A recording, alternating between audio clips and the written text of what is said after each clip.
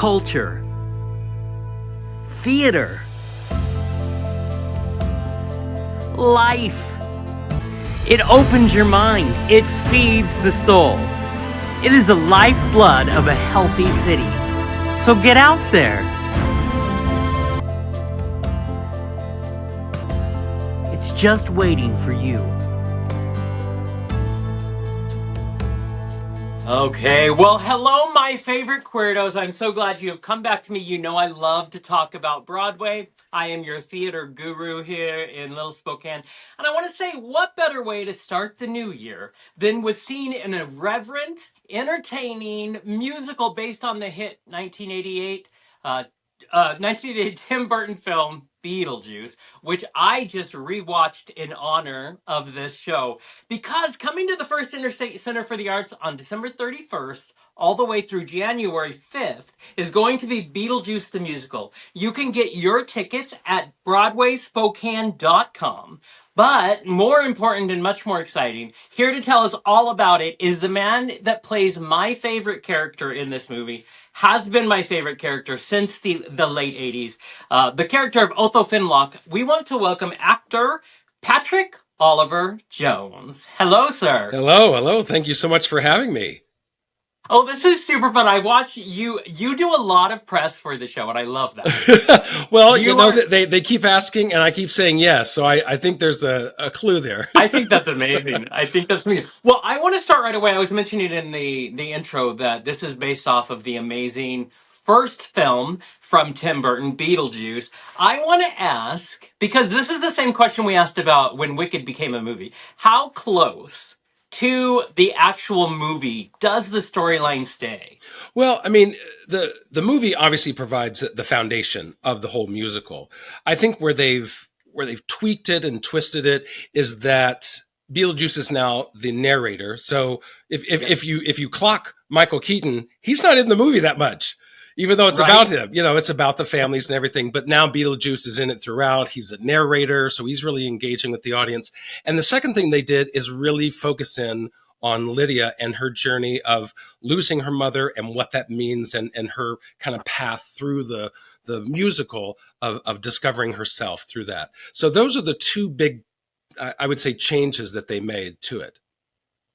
Well, I have to say, so a couple of things. All I've seen when I watch all of the snippets of different live performances since this has been a thing, people go crazy. They seem to react so much, especially in that first song. You know, we meet Beetlejuice. I mean, people seem a bit rabid, which is amazing. I remember I saw the show twice on Broadway, and it got a great reaction. But when I finally joined the tour, and so I joined the cast in June of this year, and whenever I sat in the audience for the first time, this is Richmond, so it's pretty conservative, but at the same time, it was a very interesting audience in the fact, number one, it's full. Opening, it was the opening night of our week there, and as soon as Beetlejuice revealed himself, the audience went ballistic. They were just crazy, and they're like, people are dressing up as Beetlejuice or as Lydia or as any other character. I mean, it's like a cosplay rock concert almost. Right? And I mean, the show is so well written and it's so fun. I think that people just anticipate that it is going to be. I mean, if you create a character like Tim Burton created with Beetlejuice, you can pretty much do anything. Like, everybody in it is very specifically their own. Saying that, I have to know. So I love Otho. Right. I think as a late 80s kid, I really related to him, and the queer coding back in the day and all of that. I loved it. How would Otho sum up what this movie or what this musical is about? Well, Otho does have a slightly different trajectory in the musical, in the fact that he was an interior decorator designer in the movie, whereas now he is the guru, the one Delia relies upon for all of her wisdom, for all of her getting in touch with herself and those wise sayings that she says throughout the musical. So Otho is now, he's this very self-important kind of leader of a movement, so to speak, and Delia is just one of the followers of that movement. So he is a lot of fun to play, and I think Otho would say that it is the time of your life as long as your life is full and ongoing. I feel like that is an appropriate expansion of Otho. Yes. To be to be honest, because he was always self-important. He always had that, and I do enjoy. He has done every job known to man, and of course, in the original movie, he just drops them in. You know, I was in real estate, I did paranormal, I was an interior designer, and I just love that for him because I am him. So I think that's amazing. When you, first of all, how did the role come to you? Like when you're like, oh, I'm auditioning for this role. Well, it's very interesting because when I auditioned originally for the tour before it came out, I was in for Charles and Maxie, and and covering those roles, and then it just didn't work out for the timing. And then when it came back to me a couple of years later, they put in Otho, and I was like, oh, I hadn't really thought of that because I'm actually friends with the guy who originated the role on Broadway, Oh, who's an nice. Asian American, and I'm like, well, that's not me. So why?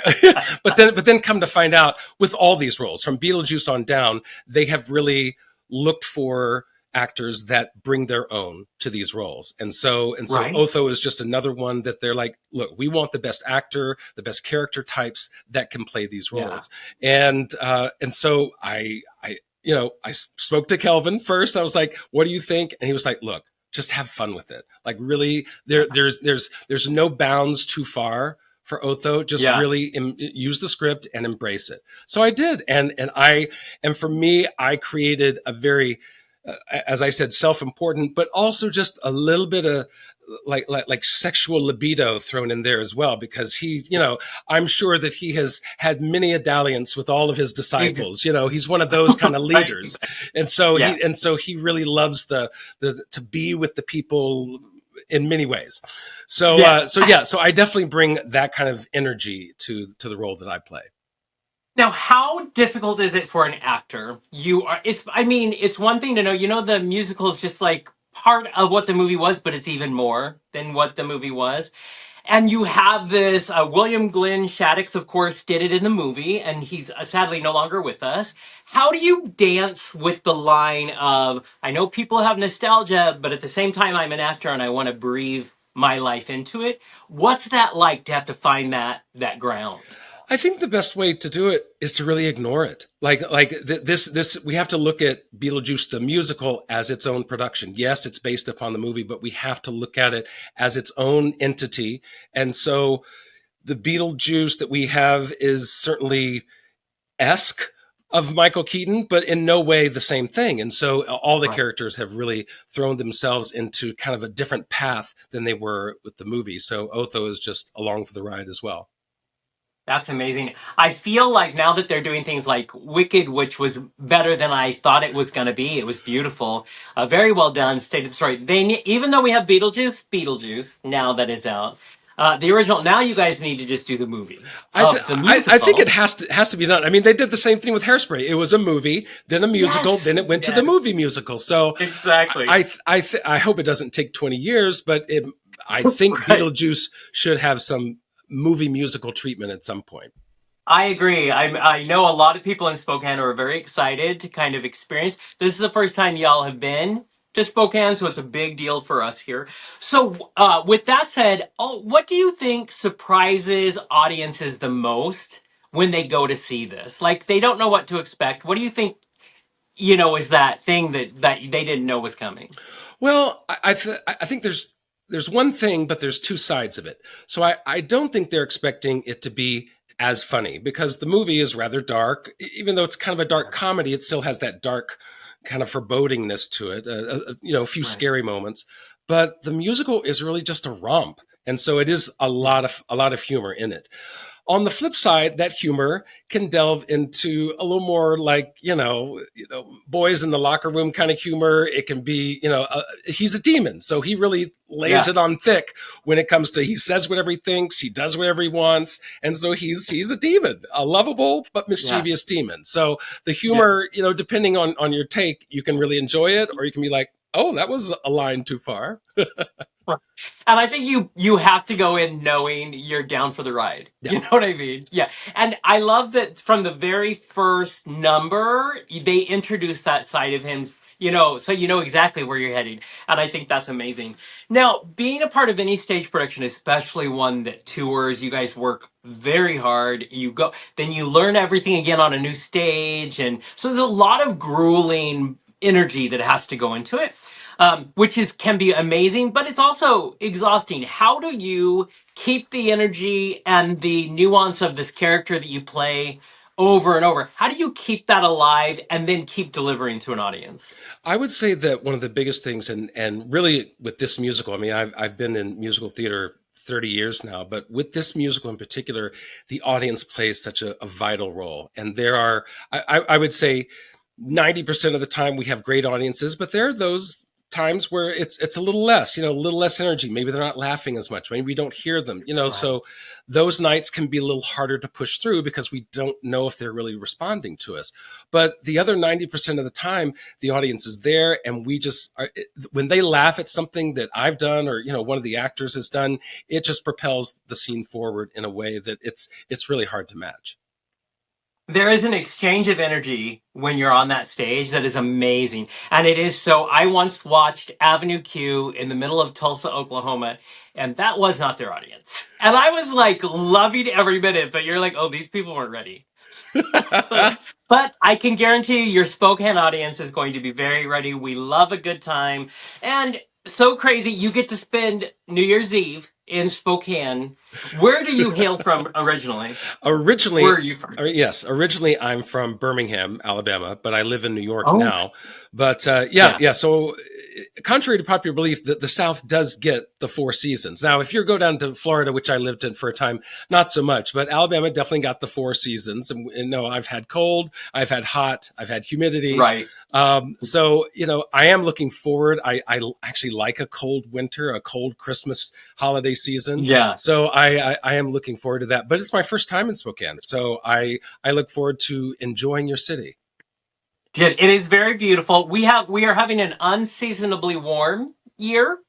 So, I don't know, global warming or whatever it is, it is. So we typically are just covered in snow. So, but it'll be cold for you. Just no snow for you. So if you were to say two things, your favorite part of the show itself, and then your favorite part of getting to play Otho. Well, the favorite part of the show is really easy. The top of Act Two starts off with a bang. It's called Beautiful Sound. It's this 5-minute number that has a lot of different characters coming in and out, and the ensemble, the dancers who are amazing. They're bouncing all over the stage. It is like when they're done and they just like flop onto the stage, you can just see them breathing because they have been working hard for 5 minutes. And really, it is one of the most energetic and just fun numbers, I think, in the show. So I know the times that I got to watch the show, that was always the number that I looked forward to the most. As far as myself, what I enjoy the most, I think from the moment Otho enters, my goal is to really steal the stage because I'm with Charles and Lydia who've been from the very beginning, and so the audience is used to them, and they kind of take over the scenes that they're in, of course.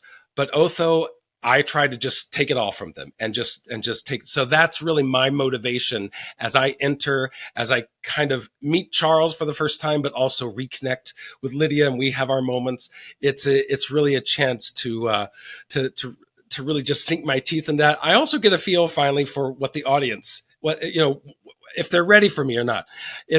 And what I love, oh my gosh. So Spokane, if you're listening, what I love is when, as soon as the doors open and I enter, is for there to be a whoop, for there to be a whoo, a little clap. When there are those people like you who love Otho, if they let themselves Yes. be known, oh, I will relish every moment of it. I feel like that is truly in the air of Otho. Yes. I mean, you've got him. That's exactly where he's at. I am excited that Otho has a more expanded, like he's even more well-rounded, if you will. And so I know Spokane, all of my friends who love that character, we're all very excited to do it. So you're going to be here in where are you now? Right now, we are in Boise, Idaho. Oh, yeah, you're like 8 hours from Yeah. us. Yeah. Yeah. Well, I think this is going to be amazing for everybody who is listening. Remember, BroadwaySpokane.com is where you get tickets. You're not going to want to miss it. Also, I'm coming to opening night, and for me, it's the best way to start a new year than with a show like this. And I am very excited to see what you have done with Otho and how amazing we already love him for. So thank you for coming on and talking to us about it. And hopefully, we will see you actually very soon. Is there a city between, or are you going from Boise to It's us? Boise, then San Francisco, and then you guys. Well, oh, talk about bouncing. There you go. Yeah. We Okay. bounce Well. around, and then and from here on out, we just keep going north. Then we're into Canada land, then Anchorage. I mean, we just keep getting colder and Oh, colder as the winter goes I on. was gonna say Anchorage. Wow, I don't envy you at all. I don't like this at all. But just remember, if you're listening, it's the 31st through the 5th of January. So you're not gonna want to miss the show. We all want to cheer the minute Otho comes That's out. right. So exactly, and I just want to thank you, Patrick.